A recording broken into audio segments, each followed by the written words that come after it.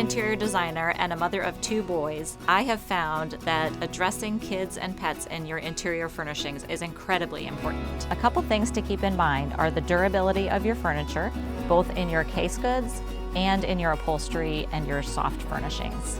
Unfortunately, kids don't always stay the same age. They do grow and get bigger. Having furniture that's going to grow with them is really important. This full-size bed is great because it's something that could last this child all the way through high school, and they could even take it to college. I like infusing color into the kids' spaces because it really gives them some ownership. You can do that through bedspreads and quilts, you can do it through the rug, you can do it through walls and accessories. They're going to take care of it more, they're going to pick up their room.